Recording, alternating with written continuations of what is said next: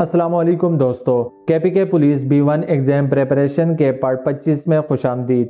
دوستو، جیسے کہ آپ جانتے ہیں کہ پچھلی ویڈیو میں ہم نے مجموعہ تعزیرات پاکستان کا دفعہ 221 سرکاری ملازم کا قصداً گرفتار نہ کرنا جبکہ ایسا کرنا اس پر قانوناً واجب ہو، یعنی کہ کوئی سرکاری ملازم جان بوجھ کر کسی ایسے شخص کو گرفتار نہیں کرتا جو مجرم ہو یا ملزم ہو یا جس کی گرفتاری کا حکم ہو چکا ہو، تو ایسے سرکاری ملازم کے خلاف کیا قانونی کارروائی کی جائے گی، یہ تفصیل کے ساتھ ہم نے اس ویڈیو میں پڑھا تھا۔ تو آج ہم مزید آگے بڑھتے ہوئے مجموعہ تعزیرات پاکستان کا دفعہ 223 مجرم کو جیل یا حراست سے غفلت سے بھاگ جانے دینا، یعنی کہ اگر کوئی سرکاری ملازم غفلت اور بے احتیاطی سے کسی مجرم کو جیل یا حراست سے بھاگ جانے دیتا ہے تو ایسے سرکاری ملازم کے خلاف کیا قانونی کارروائی ہوگی، یہ اس دفعہ میں ہم تفصیل کے ساتھ پڑھیں گے۔ ویڈیو شروع کرنے سے پہلے آپ سب سے گزارش ہے کہ اور جانو یوٹیوب چینل کو لازمی سبسکرائب کریں اور کمنٹ سیکشن میں ویڈیو کے حوالے سے اپنی رائے کا اظہار لازمی کریں۔ تو چلیں ویڈیو شروع کرتے ہیں۔ دفعہ 223 مجرم کو جیل یا حراست سے غفلت سے بھاگ جانے دینا۔ کوئی شخص جو سرکاری ملازم ہے اور جس پر اس کی سرکاری ملازمی کی حیثیت سے کسی ایسے شخص کا حبس میں رکھنا قانوناً واجب ہے جس پر کسی جرم کا الزام لگایا گیا ہو یا کسی جرم کا مجرم ثابت ہوا ہو یا جو قانوناً حراست میں دیا گیا ہو، یعنی کہ کوئی سرکاری ملازم جس کے پاس اختیار ہے کہ وہ کسی شخص کو حبس یعنی قید میں رکھ سکتا ہے،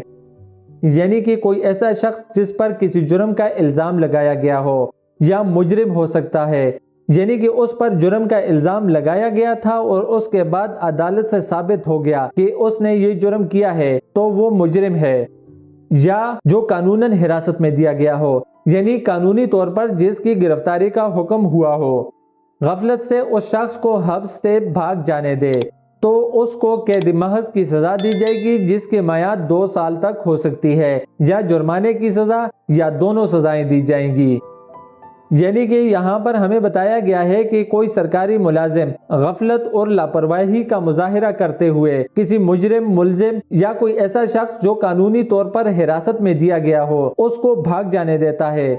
تو ایسے سرکاری ملازم کو 2 سال تک قید کی سزا دی جائے گی یا جرمانہ اور یا پھر دونوں سزائیں دی جائیں گی، یعنی کہ 2 سال تک قید کی سزا اور ساتھ میں جرمانہ ہو سکتا ہے اور یا پھر بغیر جرمانہ اور یا پھر دونوں سزائیں دی جائیں گی۔ اب اس کے ساتھ ساتھ اس کا ضابطہ دیا گیا ہے کہ جب مجموعہ تعزیرات پاکستان کا دفعہ 223 نافذ کیا جائے کسی شخص کے خلاف تو اس دفعہ کے تحت قائم ہونے والے مقدمہ کی سماعت کس طریقے سے کی جائے گی۔ قابل دستاندازی، یعنی کہ یہ ایک قابل دستاندازی جرم ہے، اس کے تحت پولیس بلا وارنٹ گرفتاری کر سکتی ہے۔ پولیس کو اس جرم سے متعلق جیسے ہی اطلاع ملے گی تو پولیس بلا وارنٹ گرفتاری کر سکتی ہے۔ وارنٹ، عدالت کی جانب سے مقدمہ کے حوالے سے وارنٹ جاری کیا جائے گا۔ قابل ضمانت، یعنی کہ یہ دفعہ ایک قابل ضمانت جرم ہے، اس میں ملزمان یا ملزم کی ضمانت ہو سکتی ہے۔ ناقابل راضینامہ، اس دفعہ کے تحت راضینامہ نہیں کیا جا سکتا، یا تو ملزمان کو سزا ہوگی اور یا پھر وہ بری ہوں گے، راضینامے کی کوئی گنجائش نہیں ہے اس دفعہ کے تحت۔ عدالت سیشن، اس مقدمے کی سماعت کا اختیار عدالت سیشن کو حاصل ہے، یعنی کہ سیشن جج اس مقدمے کی سماعت کرے گا۔ تو دوستو دفعہ 223 یہاں پر ختم ہو گیا۔